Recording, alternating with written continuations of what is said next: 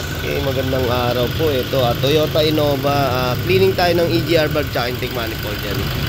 Tingnan natin muna yung tunog ng makina bago natin umpisahan po, ano. Yan.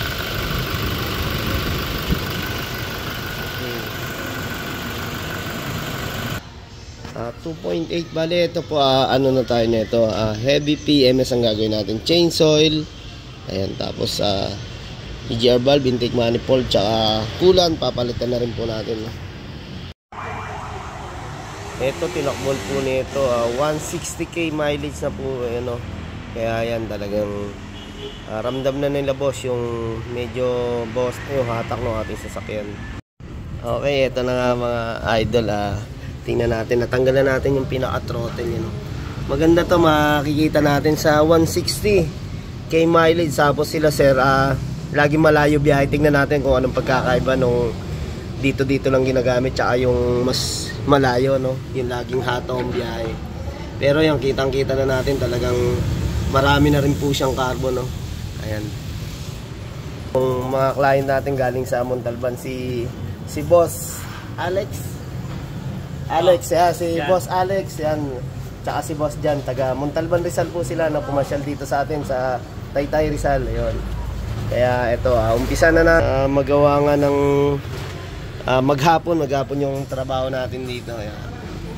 Tapos si-change oil na nga rin po natin, no. Ayun, okay. Mga paps, una natin nakalas yung pinaka-throttle, no. Babara na po natin ng ano to, ng kerosene o kaya diesel para mas lumambot na agad yung pinaka-carbon.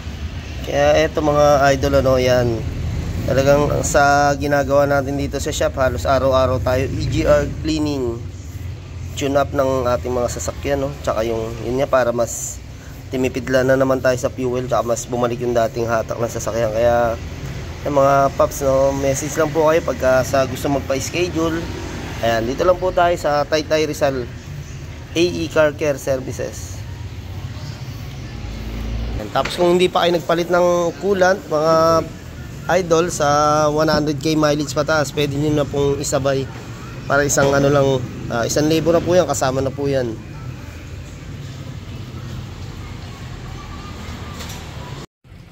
Okay, yan na, tinatanggalan natin yung parts ng ating EGR valve.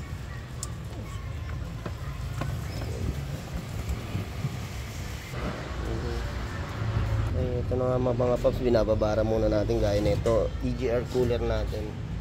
Ganyan na yung carbon yan, no? Sa loob marami pa yan. Yan, nilinisin natin yan.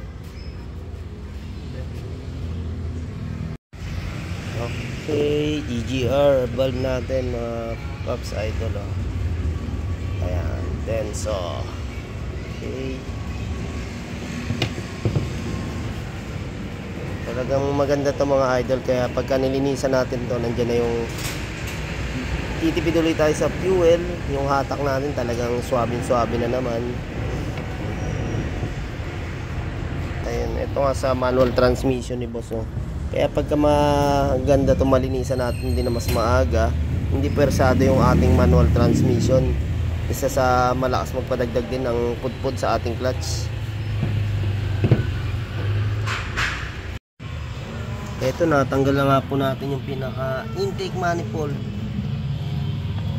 Yung kagandahan paps, ang pagkakaiba talaga ng long ride lagi itong biyahe ni boss, hindi ganun kadami ng carbon, no? Manipis lang siya, yan, no?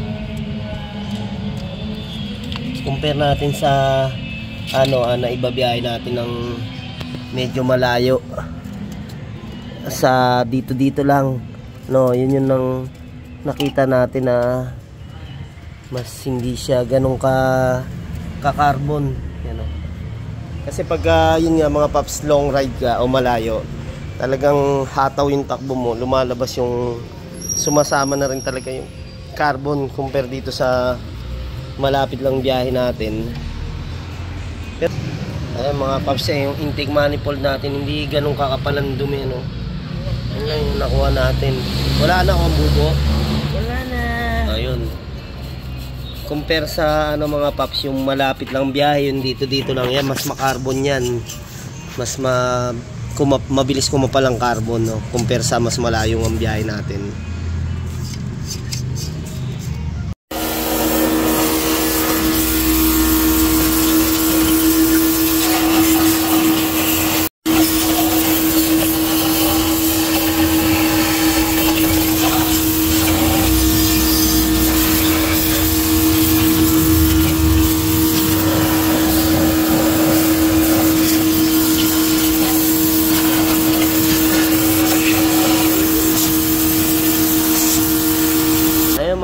ano, napaka linis. Pero syempre, isa pang ano. Yan. Talaga kagandahan mga paps pagkakaiba. Ito kay boss, ano, saan ba lagi biyahe nito? Sa probinsya. Minsan, tinakbo ng Ilocos, sila may tinakbo ng Ilocos siya. Ayun. Malalayo pala biyahe talaga nitong Toyota Innova ni boss. Kaya yun nga, napansin natin mga paps ang pagkakaiba, no? Yung ginawa namin nakaraan 80k mileage lang. Grabe ang kapal ng ano, ng carbon.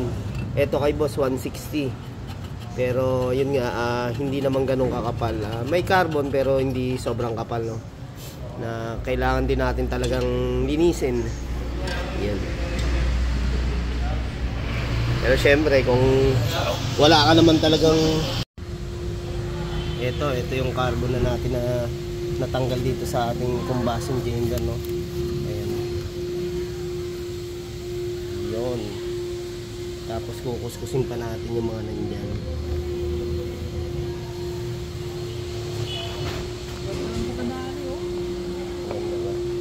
Tapos gagamitan na nga natin yung ating degreaser mga paps. Yung mga ganda pag di natin ginamitan ng degreaser, talagang hindi natin masisimot yung mga dumi ng mga idol. Talaga tayo.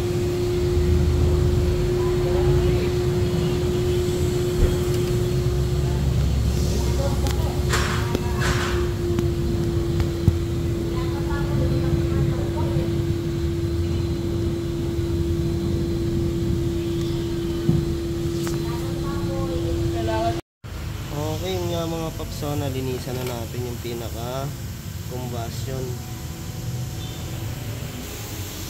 ng ating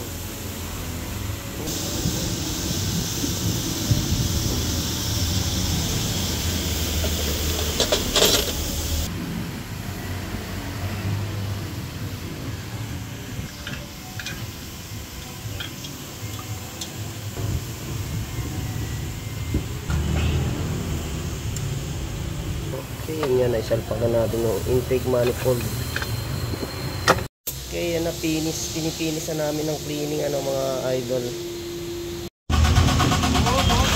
Okay, tuloy lang ang ligaya. Parang naririnig ko lang, mas pinino lalo yun, no? Ayan mga idol, no? Ito, naririnig na natin yung tunog ng makina. Tapos kulan. Ayan nga mga idol, ano, change na rin natin to sa sakyan ni boss. Ayan, yung pinag-change na natin. Ayan, yun na rin. Ayan, thank you kay la boss. Salamat. Ayan. Okay, yun yung mga idol, ano, kaya kagandahan. Pag mas malayo yung takbo lagi ng sasakyan natin, mas nakahataw siya. Yung carbon, no, lumalabas din. Kaya isa yon ang pagkakaiba ng drive city lang tayo, city driving, mas makarbon ng lumalabas, no, kaysa sa bumubiyahe ng malayo. Ayan, thank you. Salamat po. Ayan, kila boss, salamat.